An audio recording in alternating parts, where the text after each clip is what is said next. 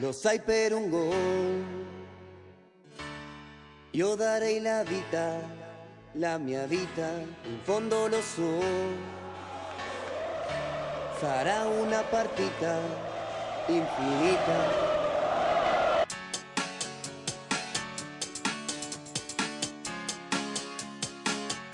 Hello there, welcome to the Football Bloc. My name is Brandon, and today I have a special guest here. I have Julian. He is back here on the channel. He is a passionate Inter Milan fan, and we are going to look back at Inter Milan's historic run to the final, you must say. It's been very exciting, very interesting, a lot of things to talk about. Before we jump in, I just want to say thank you for Julian for coming back. It's always great to have you. Thank you for having me, Brandon. It's been a crazy year, like you said, a little bit of a different journey than the Champions League run that Inter had 2 years ago, last time I was on the channel. But yeah, like you said, tons to talk about, tons of narratives going into the final. So yeah, excited to break it down with you. Yeah, so like you said, there's a lot of stuff to break down. I have a few questions prepared right here, and then we can go back and forth and go out into the weeds, out into the details. But without further ado, the first question, I think this is very fitting to start off with this one, is just what's your reaction to Inter making it to the final? I mean, did you expect it at the beginning of the season? Or if not, was there a moment, maybe at points of the knockout rounds where you're like, this could be it, this could be the year? And specifically, I guess, second part to that question, what is your reaction to that insane semifinal against Barcelona? Yeah, I mean, it's a good question because I think, like all seasons, it's taken a lot of twists and turns. I mean, if you asked me at the beginning of the season, do you expect Inter to be in the final? I would probably said no, but I think the team is capable of making it far in the tournament. Now, the final is always tough because to get to the final, you have to beat some, really skilled top teams in Europe. Having said that, though, I mean, as the tournament, kind of evolved and the group stage this year, which was different, just in structure 2 years prior, evolved. I sensed, a lot of confidence from the players that, I wasn't really seeing in Serie A, but in the Champions League, they seem very motivated. They seem very focused defensively. So as, we got to the knockout stage and, the draw was Feyenoord, and I sensed like, okay, let's take it round by round. This was a good opponent to start off with their troubles they were having in, the Dutch league and whatnot. So after that, I was like, we're going to play some strong teams because of the structure of the bracket. And yeah, I mean, it ended up being very strong teams with Bayern and Barcelona, who on paper, if you go player by player, I don't think even, the biggest Inter fans would tell you that Inter is a better team as far as individuals. But I think as far as team performances, they're capable of matching both those teams. So I think it's a deserved final. But at the beginning of the season, it would have seemed a little far-fetched, to be honest, because there wasn't necessarily a ton of investments made in this transfer window to give this team maybe the full roster to compete on all fronts. But it seems like throughout the season, Inzaghi and the team really has hyper-focused on the Champions League, maybe at the detriment of the Serie A performances. But in the end, we'll say it's worked out for the best. Yeah, I totally agree right there. And I don't know if you watched my prediction video at the beginning of the season. I usually do like season predictions. I actually said Inter Milan is going to win the Champions League. Now, not to brag or anything like that. Like I will admit that was a bit of it was like a shot in the dark prediction because it's so hard to predict Champions League winner. There's gaps in between the games. It's such a long season. It's a knockout tournament, so you never know what's going to happen. But Inter Milan does seem like a team that they have a very solid structure to them, specifically defensively. So, I mean, they're always a reliable team, I would say. But yeah, most people, I think, were surprised to see them not in the final, just let alone in the semifinals. And I think a big part of that is also just, we're in the United States, we're in an English-speaking country. There's so much media attention around the Premier League. And then also, of course, like Barcelona, Real Madrid. At least in this day and age, there isn't as much, focus on the Italian teams. But I think Serie A is heavily improving. Maybe you can make an argument that like 15 years ago, besides Juventus, and even Juventus, there wasn't that strong of footballing culture, or I guess in terms of going far in European competitions. But nowadays, that's totally different. So specifically with Inter Milan. Yeah, and I think it's interesting because this year's actually been a little bit of a downturn in quality for the Serie A as far as performances in Europe aside from Inter.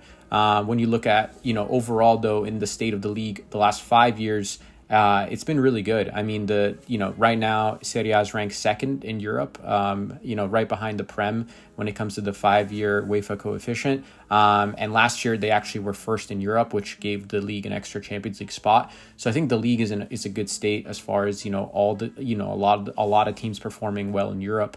But it's always easy to overlook Serie A teams just because the media attention is naturally going to be on, Bayern, Barcelona, Real Madrid, and the Premier League teams. But I think that can also work in Inter's favor sometimes when you think about, okay, if they're going into it as always an underdog, it's easier to, to manage expectations. So I think it's kind of works in Inter's favor sometimes. Yeah, that's so true. And yeah, I'm glad that Serie A is, I would say, back to somewhat near the top after years of kind of, in a downward spiral. I'm a big fan of Italian football, so it is great to see them back near the top. The one thing I wanted to hone in on that you said before, which was about how Inter kind of have this, chip on their shoulder, looking back to last year in the Champions League and how they exited, because it's so interesting. I thought that Inter last year, specifically in Serie A, were phenomenal. That's one of the best teams I've ever seen in Serie A. I haven't been watching soccer for that long, but since 2014, since I started watching, if I had to narrow down like the top three best Italian teams I've ever seen, I would say probably Juve, 16-17, 2022-2023 Napoli, and then last year's 2023-2024 Inter. They were just so good. The way that they hammered AC Milan in that first Milan derby, that's when I knew that this team was something special. But it was weird in the Champions League and really in the cup competitions, both Coppa Italia and in the Champions League. It seems like they didn't. They kind of dropped the ball. Like they finished second in the group behind, I believe it was Real Sociedad. Yeah, and then correct. They went out on penalties to Atletico. Now, granted, that second leg performance from Atletico was typical Diego Simeone, like impossible to defeat. Yeah. But still, you felt that this team should have gone farther. Compare that to this year. It's really interesting because Inter is still in contention to win Serie A. As of recording this video, they just tied Lazio, and it's going to come down to the final day. But there's a chance that they could still win. But you can tell that there's been a visible decline, specifically defensively, but it's the complete opposite in the Champions League, where they're now in the final. Do you think that there is an actual, motivation from Inzaghi in the locker room, where he's kind of motivating these players, or there's a hope within the locker room to really focus on the Champions League? And, they've won Serie A last year. They won it under Conte in 2021. Most of the players there were the same players. Is there like an active goal to just hone in on the Champions League this year? I think absolutely. And, obviously the players and the club itself can't come out and say that. But I think behind closed doors, I think it's not even a secret at this point. A lot of, journalists who follow the Inter closely refer to the Champions League as this team's obsession. So I think you're dead on that the priority was set in the players' minds. Now, from as an Inter fan perspective, I think that, that's been a common refrain when Inter hasn't been focused in Serie A this year. It's like, well, they're focusing in the Champions League. So in some ways, I think it's become an excuse for some of the defensive lapses that Inter has had in Serie A, which, have led to the title fight with Napoli. But I think that, you can't question the team's consistency in the Champions League. I think overall, when you look at, Inzaghi's tenure at the club, 4 years, there's been great consistency in the Champions League, making the knockout stage all 4 years, which I know doesn't sound like a high bar, but you have to remember, before Inzaghi, Inter hadn't made the Champions League knockout stage since 2011. So again, Inzaghi came in and instilled a mentality that's made Inter really hard to play against in European competition. And he's borrowed different styles. He's adapted. That's, I think, one of Inzaghi's, greatest strengths is, first off, squad rotation and giving a lot of players a chance, especially this season. He's rotated heavily in the Champions League, and there's players who he sees as, able to contribute in Champions League who maybe aren't able to contribute in Serie A, which I always found interesting. But going back to your question, I think without a doubt, this team's, singular focus this season has been the Champions League. And I mean, it's pretty easy to spot just because, at the same time as Inter, were, making so many calamitous mistakes defensively in Serie A, they went pretty much the entire group stage of the Champions League, expanded group stage. So, eight games in the new league format, and they barely conceded. I mean, they really shouldn't have lost any games. The one game they lost, was a 93rd minute goal from Leverkusen. But aside from that, and now they're in the final, and I believe the entirety of this season's Champions League, they've been behind for 16 minutes. That's the entire time they've been behind. So it's in the Bayern tie, in the Barcelona tie, when there was a need to score, the team scored. And against Barcelona, we can get into it. It was almost, so dramatic in a way maybe it didn't need to be. But overall, when this team has been with their backs against the wall in the Champions League, they've responded. And I think that has to come down to the mentality. 100%. Now, this might be a tough question. If Inter lose the final, but they somehow win Serie A, would you consider that to be a good season? I mean, obviously, a good season, but would there still be, I don't know, massive regrets, I guess, is a better way to phrase it. Yeah, I think at this point, I kind of feel like, at least in my head, the Serie A and the Champions League just feel like two different worlds right now. Because in Champions League, we are deservedly in the final. I know if you want to get into the XG or whatever of the second game against Barcelona, but I think if you look at it overall, Inter is deservedly in the final. In Serie A, if Inter win the league, it is not deservedly. It is, and the same goes for Napoli, by the way. Whatever team wins it ends up winning it on the last match day.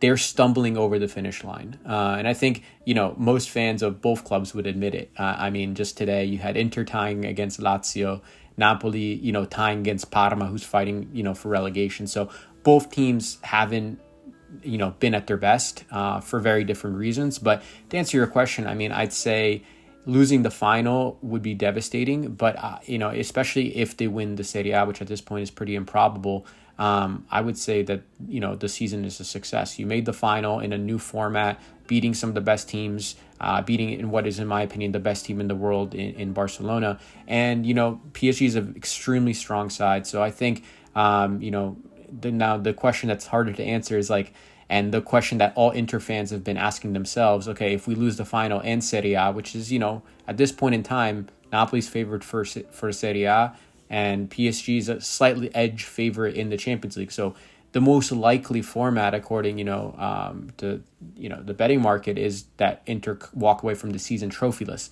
Now, is that season a disappointment or a failure? And I think it's a long conversation that it really depends how you approach the sport and approach team success. I'll say this, and it might seem like a cliche answer, but the moments that this Inter team has given its fans, especially, that in both legs against Barcelona, I don't want to describe them as a trophy in and of themselves, but they are lifelong memories. I mean, I don't think there's any Inter fan who watched those games and are not going to remember the emotions, when Acerbi scored, past the 90th minute, or when Frattesi scored in extra time. So it's tough to answer, kind of judging the season. I think it really depends, how that final goes. So I think maybe we'll circle back after the final and I'll have a more definite answer for you. Yeah. And, I'm a Barcelona fan. I can't even really disagree with you that Inter deserved to be in the final. I think that overall, I agree with you. I think that Barcelona has been the best team in the world this season. But if you just look at those two games, Barcelona ended up conceding 7 goals. So a team that concedes 7 goals, come on, what are you doing there? Now, you can counter that and say Inter conceded 6. But I would say the nature in which Inter conceded goals was very different than Barcelona. Yeah. Barcelona, there was just so many silly defensive mistakes. Especially that goal from Acerbi. You know, Barcelona's up 3-2. I know they like to play this super high line, which I like 9 times out of 10. But you know, when you're less than 5 minutes away from making it to the Champions League final, just park the bus, like throw everyone in front of the goal. But you know, it's silly mistakes, which, you know, there's been an injury crisis in the back. A lot of the players are very young, so it is understandable. But I think on the flip side, the goals that Inter conceded, it's just from moments of pure brilliance, like the goal from Yamal, that goal from Rafinha, which it's a shame it won't count as an own goal, but still, just it's scintillating attacking play. Sometimes you can't really do anything about it. Like, you know, what's Jan Sommer going to be able to do about like either of those two shots, right? So overall, I do have to agree. It was painful from a Barcelona point of view to see them go out after being so close. But you also have to look at the defense that Barcelona had and compare that to how solid Inter were. Now, it is very interesting, though, when you compare how they play in Serie A to how they play in the Champions League. You know, there's been moments where they've completely fallen off in Serie A. I mean, today, that draw with Lazio, despite leading at 2 times. But what really surprised me is, I would say, like maybe mid-April to early May, right after Bayern was eliminated by Inter. It felt like Inter killed themselves trying to eliminate Bayern. It looked like that game, those 2 games took a lot out of them, where I think they were the better team. Some people disagree. I think they deservedly beat Bayern, but it was super close. And then they went on a losing streak after that. I believe it was Bologna they lost to, and then then they lost to AC Milan in the Coppa Italia semifinals. Very convincingly so. It was a 3-0 harrowing loss there. And then they lost to Roma. As a Barcelona fan, I was like, okay, this should be a relatively easy semifinal. I was expecting like a 4-1, 5-2 aggregate score or something like that.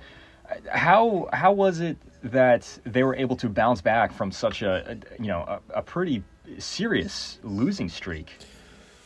Yeah, I mean, part of it is similar to the conversation we were having before, where Inter just seems like a different team sometimes in both competition. But I think a lot of it also has to do with play styles. And I think if you look at it from a tactical perspective, how can you, get through past Bayern and get through past Barcelona and, lose to what is a, pretty poor Milan team, or, albeit, resurgent Roma, but still, when you look at the quality, on paper, much weaker than Bayern or Barcelona. I think the response is that both Bayern and Barcelona are, very attacking teams who like to push men forward, and that kind of opens up, space for Inter to hurt them on the counter. A lot of those goals were scored on the counter, and I don't think necessarily it's a negative to play counter-attacking football. I don't think it's less valid as a style than a more possession-oriented game. But I do think it's important to think about because, I think Inzaghi's brand of counterattacking is brilliant. It's a lot of one-touch passing. It's very pleasing on the eye. But at the end of the day, you can't play that style against, Ranieri's Roma, who, will, sit back and have no shame in doing so. And I think a lot of it can come down to tactics. So in Serie A, it can be really, really hard for Inter to get, the ball in the net this season in a way that it wasn't last season. And the Champions League, like I said, when the goals have needed to come, they've come. So I don't know if, there's a specific reason as to why, they're able to excel in these Champions League games and have looked completely different in the league. But I think a lot of it can also be explained by just a difference in style and also conserving energy. It's an older team, one of the older teams in Europe in the top 5 leagues, average age, who's been, not able to fully rotate because of, a lot of like small injuries across the board. And when you combine that, with competing on all fronts, it can, I think, lead to an attitude of like, all right, let's conserve a little energy. Let's not go all out in the league because, we can always catch up later. And Coppa Italia was never necessarily a priority. It's a trophy that Inter has won a lot in the last, 3-4 years. And so I think that leaves with the final, target being the Champions League and putting all the energy there. And so I think that the squad depth is something that has been really critiqued this season, which is interesting because last season, it's not like the team was much deeper, and yet there wasn't necessarily this feeling of negativity when it comes to the options on the bench. Part of that is the, the team was a lot healthier last season. There was a lot of, we'll call it injury luck. I mean, Inter fans have their own thoughts on the physio team at Inter right now, but we'll call it injury luck went Inter's way last season. There was no long stretches of absences for any key players. This season, Acerbi has missed months. Dumfries in a key part of the season has missed a lot of time. Pavard's been on and off injured. And really the most important position, in my opinion, for Inter is the two strikers. It's what makes Inter unique, playing this two-striker system, which is pretty rare. And the interplay between Lautaro and Thuram is really at the core of how Inter want to play teams. And for different reasons, a lot of it being health, but also a lot of it being patchy form, it seems like Lautaro and Thuram are having seasons where when one plays really well, the other is, in a dry spell, and the inverse is true as well. So their, best moments of the season have not overlapped, which has led to Inter kind of having to push them a little too hard, Inzaghi having to play them a little too much.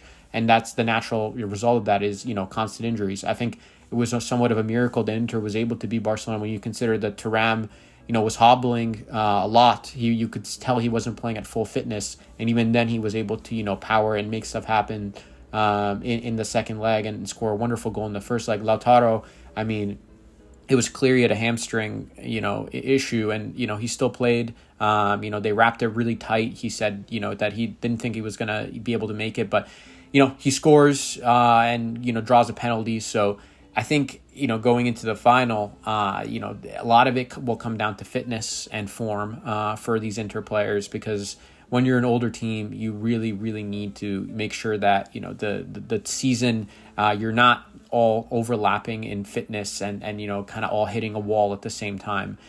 Inter, was public that they were approaching, the preseason fitness regimen a little bit differently.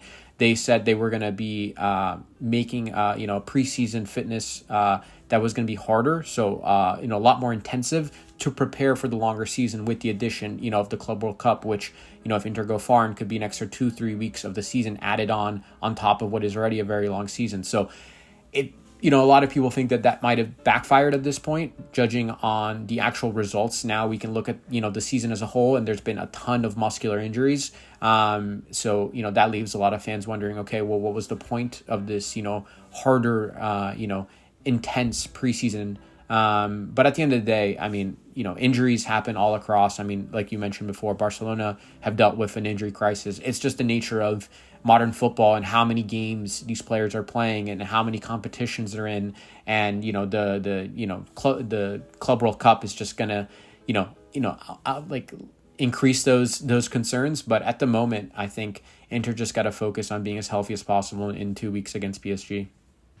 Very true. Very true. And it's very interesting looking at the whole injury side of things, and also squad depth. These types of topics, they're not the most flashy topics, but they're very important when talking about how successful a team can be throughout the season. I think one of the best things that Simone Inzaghi has done, and not just him, but also just Inter overall, like the club hierarchy, has been just building this squad together, like finding the right players for the right positions, being really creative with where they're grabbing the players from, without really having to spend a whole lot of money.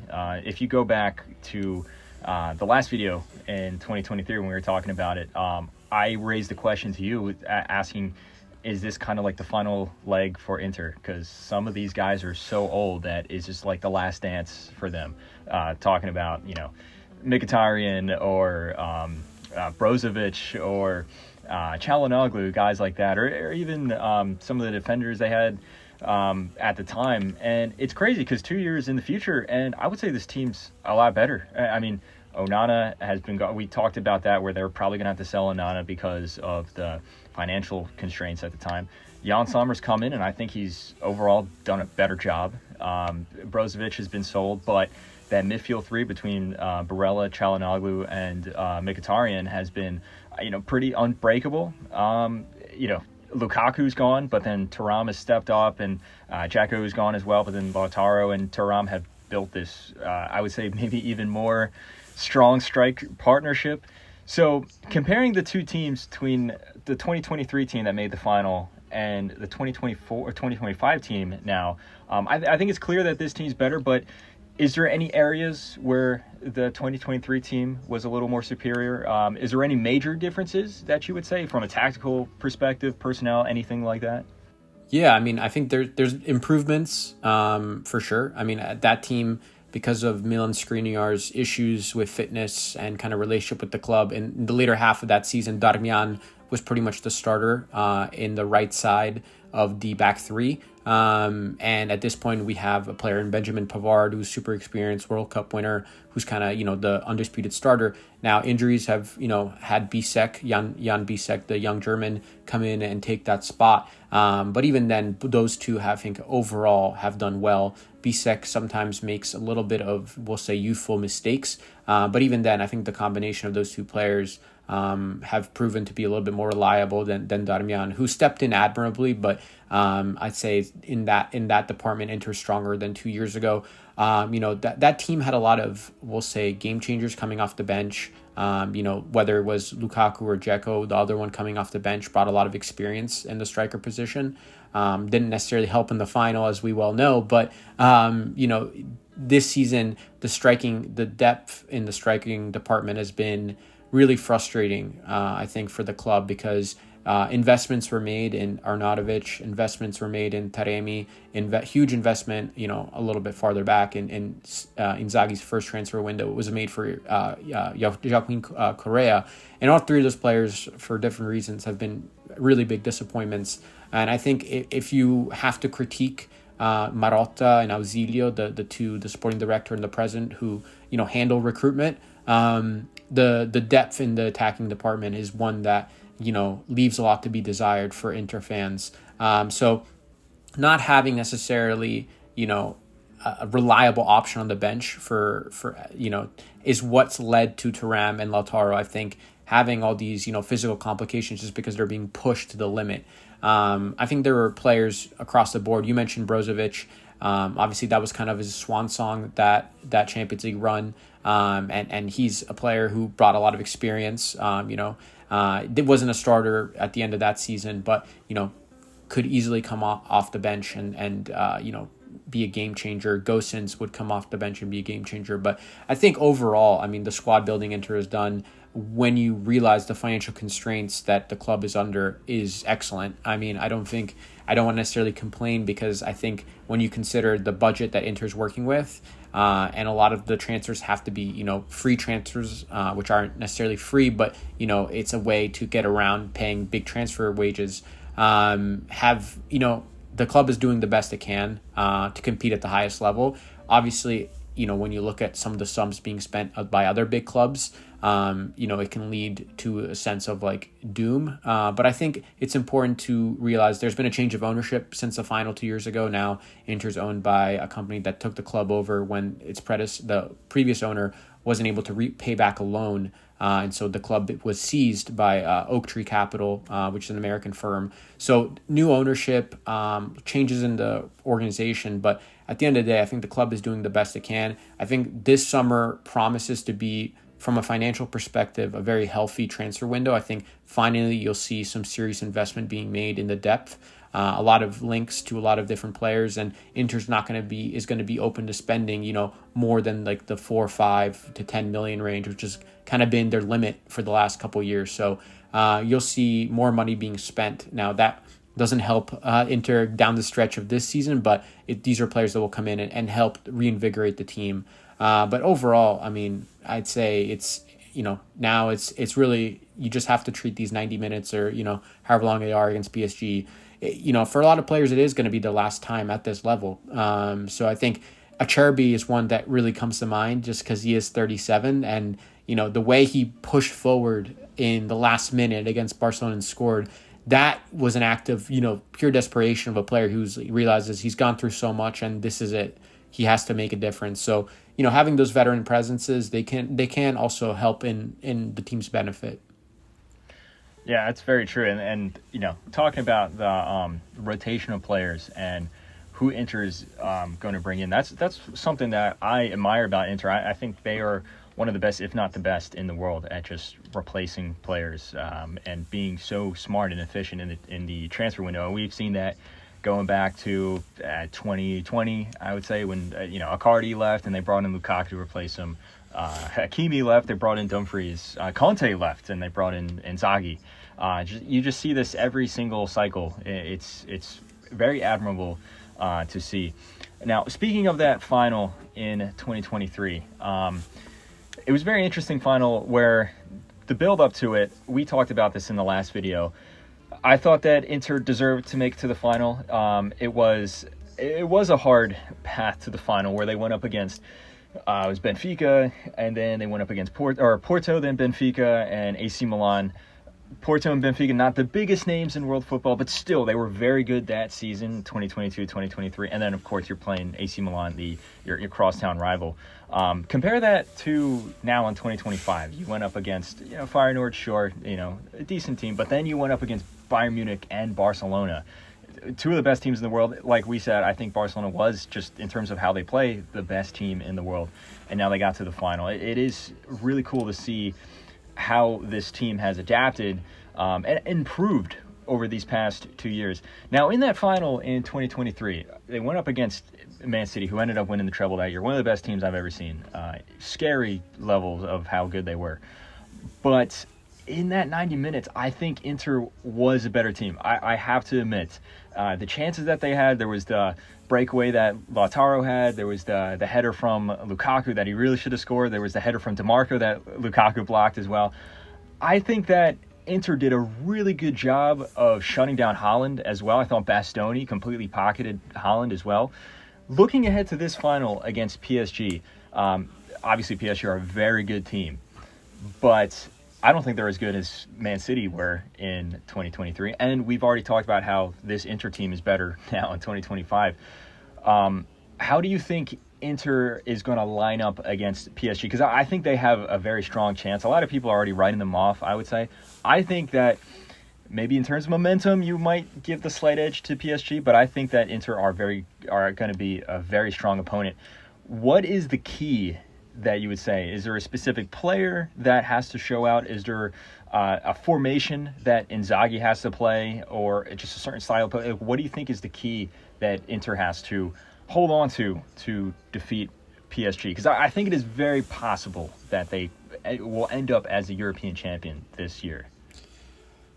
Yeah, crazy to hear that said, Inter champions of Europe. But I mean, I think the final, tactically speaking, is going to be fascinating because I think Luis Enrique, what worries me as an Inter fan, having watched the semifinal and how PSG played against Arsenal, they were very pragmatic. They got an early goal, which always really helps. A big game, they got a goal third or fourth minute in the first leg. So after that, I think I was really impressed. They were able to create chances without ever really being exposed defensively. I know Arsenal had decent chances, but, Donnarumma stepped up. And in general, I don't think PSG were ever nervous at all. And that's a quality that a lot of people associate with PSG in the Champions League. Nerves, we'll call it bottling, results and losing leads. That's kind of synonymous with PSG in the Champions League over, since the Qatar takeover. But I'll say overall, that's what really worries me, is that I think Luis Enrique is, very, very good manager, one of the best in the world.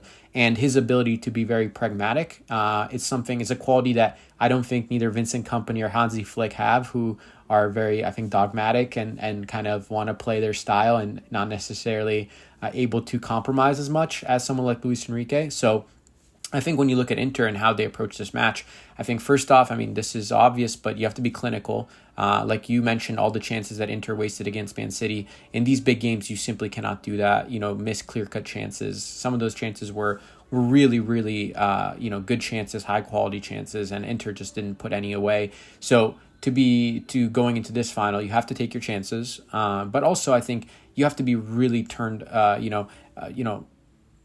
make sure to stay tight to both Dembele and Kvaratskhelia, who are so fast. And, Inter's defense, as, impressive as it's been at times, is not blessed with natural speed. The back three are not very speedy. Cherby being the slowest, but he's a little bit, because he plays in the middle of the back three, he's a little bit protected. But Bastoni's going to have to defend in open space a lot. Bisek or Pavard, depending on the nature of his injury, if Pavard's able to come back, they're going to have to defend in space a lot. They're a little bit more pacey, but still nowhere near the speed, of players like Kvaratskhelia or Dembele, who are, very, very fast. So I think defensively, you have to stay tight to them. You cannot let them get in behind and defend as a block, which has kind of been at the best moments of Inter. It's like you defend as a block. The wing backs are going to have to help a ton. Both DeMarco and Dumfries are going to have to, really be focused and make sure they're not offering space, because, what makes PSG so dangerous that even, their wing backs are able to attack so well and so comfortably. Nuno Mendes and Hakimi are both very fast, both, scored big goals this season. Hakimi ended up scoring, the decisive goal against Arsenal. So I think, because danger comes from every direction with PSG, you have to be patient. You can't, necessarily push forward before you need to. And I think both teams will be, really looking to test the other one out. And, I think I wouldn't be surprised if the first 20, 30 minutes are played very slow, very methodical from both teams. And then, as players get tired and spaces open up in the second half, you'll see an explosion of goals, possibly. I don't know if we'll be quite like the first half of the Barcelona-Inter game in Barcelona with, so many goals. But, we'll see. I think Inter, like you said, have every chance to win this game. It's going to come down to moments. It's going to come down to, having to step up and really complete this dream, which the players have, which is, lifting the Champions League. So may the best team win. I think it's going to be a great final. Yeah, I'm super excited for this final. Just as a football fan overall, just to see these two teams, which are teams that normally don't make it to Champions League finals, you would say. This would be PSG's first ever Champions League. This would be Inter's first since 2010. So it'll be really cool to see. I will admit, as a Barcelona fan, for biased reasons, I hate PSG. So I will be rooting for Inter. But either way, I'm going to be excited for this game. It is really cool that you mentioned the tactical battle that's going to happen between Enrique and Inzaghi. It's interesting because Luis Enrique, as a Barcelona fan, he previously was like a kind of a dogmatic type manager. It was this new kind of reformed tiki-taka, but still it was like possession tiki-taka every single game. And then we saw that when he was a manager of Spain as well. I think that's why Spain went out against Morocco at the World Cup. But you can see he's really learned ever since taking over PSG. I think he's evolved in terms of just his managerial prowess. I think he's probably better now than he ever has been. But, you can't look past Simone Inzaghi as well. It's a stereotype. We talked about it last time. He's the cup manager. And look, for a team like Inter Milan making it to a final, 2 finals in 3 years, that's a great achievement. That's more than any other team you can say besides Real Madrid. But also just the amount of trophies that he's won with Inter Milan after a drought, really, ever since the beginnings of the 2010. He's really brought this. It's not all on him, sure, but he has done some phenomenal work with this team. So it's going to be really interesting to see the tactical battle as well. Now, I guess I don't want to ask for a score prediction because I do remember you saying that's bad luck in Italy to give a score prediction. But I will say two short last questions. One, is there any love lost between Hakimi and Inter Milan? It's been a little bit. And then I guess the final question we can end on is, you don't have to give a prediction, but what's your do you have a positive vibe? Do you have a negative vibe? Or is it kind of just neutral? You're like, whatever happens, happens. Yeah, quickly on Hakimi, I think the fans have no hard feelings against him. I think he left as, he was a victim of he didn't want to leave. In fact, there's a famous moment where in one of the last games he played for Inter, he was substituted off. He pointed at the badge and said, I'm staying here.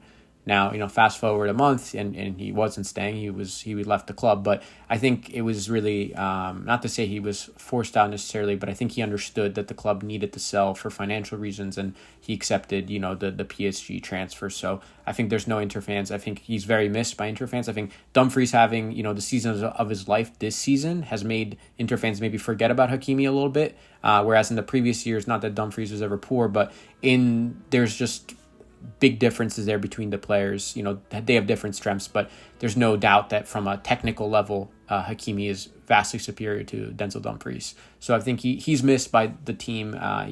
That kind of speed he has, just a quality that a lot of players on Inter don't have. So he's a big miss, and I really hope he doesn't have a great game in the final. But I think a lot of Inter fans remember him very favorably. And then just a gut feeling going into the final is honestly positive. Like I said, I'm not going to let any of the performances in Serie A recently or any of the results affect, because I really think this is a different team in the Champions League. That's not to say that, I think they'll easily win or anything, but I think that this team is capable. They've proven it. It's impossible to doubt this team after, everything they've come through, especially against Barcelona.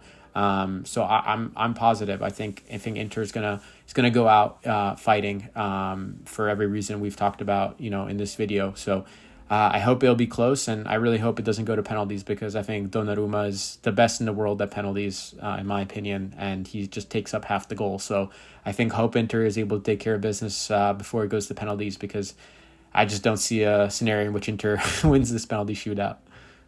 Yeah. I do think that there's going to be a lot of goals, I will say. I think just with how good PSG are going forward. But then also, I think they're not the best defensively. I do think that there's going to be a lot of goals. But anyway, I think this has been a really cool discussion, a very fun discussion. Thank you very much for coming back yet again. Best of luck with, the final as an Inter fan. Best of luck with, Club World Cup as well. Obviously, Barcelona, unfortunately, won't be at either one. But, best of luck going forward to next season as well. And thank you for coming back again. So yeah, absolutely. Forza Inter. Yes. Io vi seguirò nerazzurri.